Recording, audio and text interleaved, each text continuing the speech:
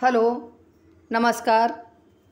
आज हम Indian polity पढ़ेंगे, जिसमें हमारा टॉपिक है भारत का संवैधानिक विकास। संविधान नियमों अथवा कानूनों का संग्रह है जिसके आधार पर किसी देश का शासन संचालित किया जाता है। भारत का भी अपना एक संविधान है। भारतीय संविधान के विकास को भारत में कंपनी के शासन तथा ब्रिटिश क्राउन के शासन के तहत निर्मित अधिनियमों के विकास के रूप में समझा जाता है। हमारा क्वेश्चन है, संविधान किसे कहते हैं? इसका आंसर आप कमेंट में दीजिए। अब हम देखेंगे कंपनी के शासनाधीन पारित रेगुलेटिंग एक्ट 1973 में, पिटस इंडिया एक्ट 1784 में, चार्टर एक्ट 1793 में और चार्टर एक्ट 1813 में, चार्टर एक्ट 1833, चार्टर एक्ट 1853 ये कंपनी के शासनाधीन पारित हुए थे। क्राउन के शासनाधीन पारित 1858 का भारत शासन अधिनियम, 1861 का भारत परिषद अधिनियम, 1892 का भारत परिषद अधिनियम, 1909 का भारत परिषद अधिनियम, 1919 का भारत शासन अधिनियम, 1935 का भारत शासन अधिनियम, 1947 का भारतीय स्वतंत्रता अधिनियम ये क्राउन के शासनाधीन पारित हुए थे। 1773 का रेगुलेटिंग एक्ट, इस अधिनियम द्वारा भारत में ईस्ट इंडिया कंपनी के शासन पर ब्रिटिश सरकार का नियंत्रण स्थापित किया गया। इस अधिनियम के तहत बंगाल के गवर्नर को बंगाल का गवर्नर जनरल पद नाम दिया गया एवं उसकी सहायता के लिए 4 सदस्यीय कार्यकारी परिषद का गठन किया गया। इस व्यवस्था के तहत वॉरेन हेस्टिंग्स बंगाल का प्रथम गवर्नर जनरल बना। इस व्यवस्था के तहत मद्रास एवं बम्बई के गवर्नर को बंगाल के गवर्नर जनरल के अधीन कर दिया गया। इस अधिनियम के तहत 1774 ईस्वी में बंगाल कलकत्ता में एक उच्चतम न्यायालय की स्थापना की गई, जिसमें एक मुख्य न्यायाधीश तथा 3 अन्य न्यायाधीश थे। नोट: इस उच्चतम न्यायालय के प्रथम मुख्य न्यायाधीश सर एलिजा इम्पे थे, जबकि अन्य न्यायाधीशों में चैम्बर्स, लिमेस्टर तथा हाइड थे। इस अधिनियम के तहत कंपनी द्वारा भारत की राजस्व, नागरिक और सैन्य संबंधी समस्त सूचनाएं ब्रिटिश सरकार को देना आवश्यक हो गया। 1781 का act of settlement regulating act कमियों को दूर करने के लिए लाए गए इस अधिनियम के तहत कलकत्ता की सरकार को बंगाल, बिहार तथा उड़ीसा के लिए भी विधि बनाने का अधिकार दिया गया। 1784 का पिटस इंडिया एक्ट, इसके तहत भारत में कंपनी के कार्यों एवं प्रशासन पर ब्रिटिश सरकार का पूर्ण नियंत्रण स्थापित हुआ। इसके द्वारा कंपनी के व्यापारिक एवं राजनैतिक कार्यों को एक दूसरे से अलग कर दिया गया। भारत में कंपनी द्वारा शासित क्षेत्र को पहली बार ब्रिटिश आधिपत्य का क्षेत्र कहा गया। भारत में द्वैध शासन की शुरुआत हुई, जो 1858 ईस्वी तक विद्यमान रही। हमारा क्वेश्चन है, 1773 के तहत एक्ट के तहत स्थापित उच्चतम न्यायालय के प्रथम मुख्य न्यायाधीश कौन थे? तो इसका आंसर आप कमेंट में दीजिए।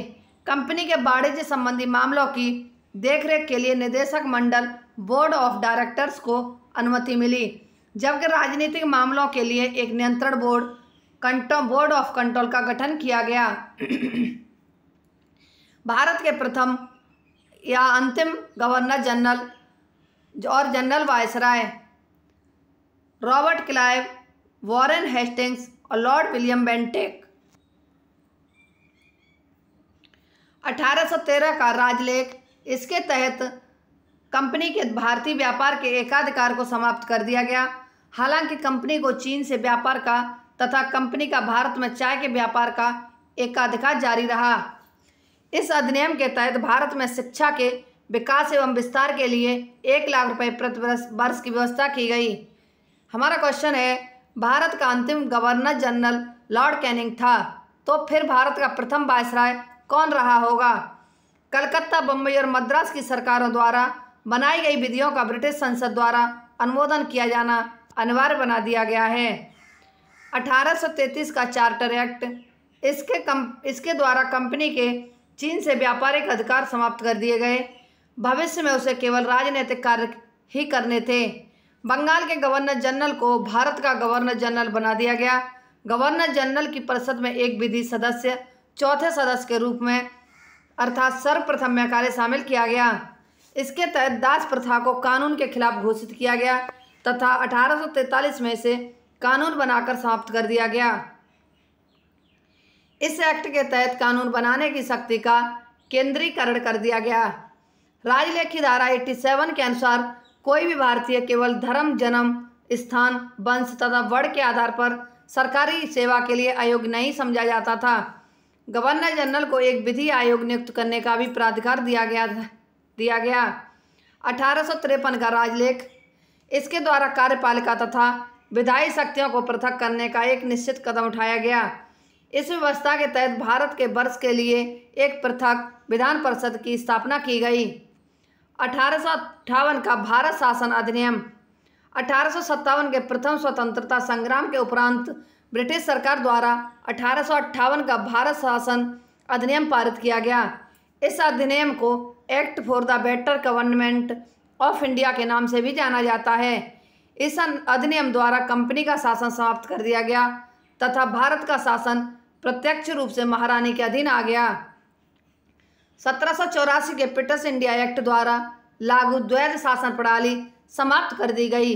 भारत के गवर्नर जनरल को अब वायसराय के नाम से जाना गया, जो कि भारत में ब्रिटिश क्राउन का प्रत्यक्ष प्रतिनिधि होता था। 1861 का भारत परिषद अधिनियम, इसके द्वारा कानून बनाने की प्रक्रिया में भारतीय प्रतिनिधियों को शामिल किया गया।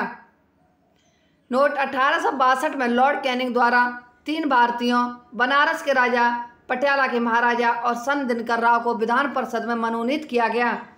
वायसराय को आपातकाल में विधान परिषद की सलाह के बिना ही अध्यादेश जारी करने की अनुमति प्रदान की गई, जिसकी अवधि 6 माह होती है। इस अधिनियम द्वारा वायसराय को नए प्रांतों की स्थापना तथा उनकी सीमाओं में परिवर्तन का अधिकार भी प्राप्त हो गया।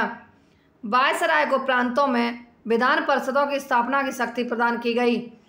नोट, 1862 में बंगाल, 1866 में उत्तर पश्चिम सीमा प्रांत तथा 1897 में पंजाब विधान परिषदों का गठन किया गया। 1892 का भारत परिषद अधिनियम, इसके द्वारा एक सीमित एवं अप्रत्यक्ष निर्वाचन प्रणाली की शुरुआत की गई। विधान परिषद के भारतीय सदस्यों को बजट पर बहस करने तथा सरकार से प्रश्न पूछने का अधिकार मिला। 1909 का भारत परिषद अधिनियम, इसे मार्ले मिंटो सुधार के नाम से भी जाना जाता है। लॉर्ड मिंटो तत्कालीन वायसराय तथा जॉन मार्ले राज्य सचिव थे। पहली बार किसी भारतीय को वायसराय की कार्यपालिका परिषद से जोड़ने का प्रावधान किया गया। नोट, सत्येंद्र प्रसाद सिन्हा वायसराय की कार्यपालिका परिषद के प्रथम भारतीय सदस्य बने। उन्हें विधि सदस्य के रूप में शामिल किया गया। इस अधिनियम द्वारा मुसलमानों के लिए सांप्रदायिक प्रतिनिधित्व तथा अलग निर्वाचन क्षेत्रों की स्थापना की गई। इसने सांप्रदायिकता को वैधानिक रूप प्रदान किया। लॉर्ड मिंटो को सांप्रदायिक निर्वाचन के जनक के रूप में जाना जाता है। 1919 का भारत अधिनियम, इसे मॉन्टेग्यू चेम्सफोर्ड सुधार के नाम से भी जाना जाता है। इस समय मॉन्टेग्यू भारत के राज्य सचिव जबकि चेम्सफोर्ड भारत के वायसराय थे। प्रांतों में आंशिक उत्तरदायी शासन तथा द्वैध शासन की स्थापना की गई। प्रांतों में द्वैध शासन के जनक लियोनिस कर्टिस थे। प्रांतीय विषयों को 2 भागों में हस्तांतरित और आरक्षित में बांटा गया। हस्तांतरित विषयों का प्रशासन गवर्नर उन मंत्रियों की सहायता से करता था जो विधान परिषद के प्रति उत्तरदायी थे, जबकि आरक्षित विषयों पर गवर्नर कार्यपालिका परिषद की सहायता से शासन करता था। इस अधिनियम के तहत केंद्र में द्विसदनीय व्यवस्था स्थापित की गई। प्रत्यक्ष निर्वाचन की व्यवस्था प्रारंभ की गई। संपत्ति कर या शिक्षा के आधार पर सीमित संख्या में लोगों को मताधिकार प्रदान किया गया। सांप्रदाय के आधार पर सिखों, भारतीय ईसाइयों, आंग्ल भारतीयों और यूरोपियों के लिए भी अलग निर्वाचन के सिद्धांत को लागू कर दिया गया। इस अधिनियम में एक लोक सेवा आयोग का गठन का प्रावधान किया गया। वर्ष 1926 में ली आयोग की सिफारिश पर केंद्रीय लोक सेवा आयोग का गठन किया गया। एक वैधानिक आयोग के गठन का प्रावधान किया गया, जिसे 10 वर्ष बाद जांच करने के पश्चात अपनी रिपोर्ट प्रस्तुत करना था। हमारा क्वेश्चन है, देश में द्विसदनीय व्यवस्था किस अधिनियम के तहत लागू की गई? इसका आंसर आप कमेंट में दीजिए। 1935 का भारत शासन अधिनियम। यह एक विस्तृत दस्तावेज था जिसमें 321 अनुच्छेद और 10 अनुसूचियां थीं। इसमें प्रस्तावना का अभाव था। इस अधिनियम द्वारा अखिल भारतीय संघ की स्थापना का प्रावधान किया गया, जिसे ब्रिटिश भारतीय प्रांत तथा कुछ भारतीय रियासतों को मिलाकर स्थापित किया जाना था। हालांकि यह व्यवस्था कभी भी अस्तित्व में नहीं आई। प्रांतों में द्वैध शासन की व्यवस्था समाप्त करके केंद्र में द्वैध शासन लागू किया गया तथा प्रांतों को स्वायत्तता प्रदान की गई।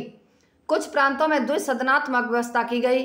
कुल 11 ब्रिटिश प्रांतों में से 6 प्रांतों बम्बई, मद्रास, बिहार, बंगाल, संयुक्त प्रांत और असम में विधान परिषद और विधान सभा की स्थापना हुई।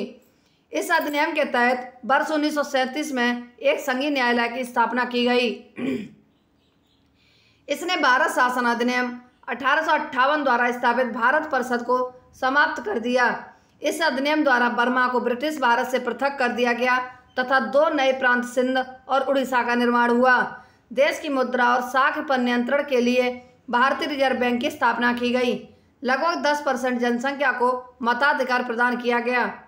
एक संघीय लोक सेवा आयोग की स्थापना के प्रावधान के साथ साथ प्रांतीय सेवा आयोग तथा संयुक्त सेवा आयोग की स्थापना का प्रावधान किया गया था। इसी के साथ ही हमारी आज की ये क्लास समाप्त होती है। हमारी अगली क्लास कल होगी।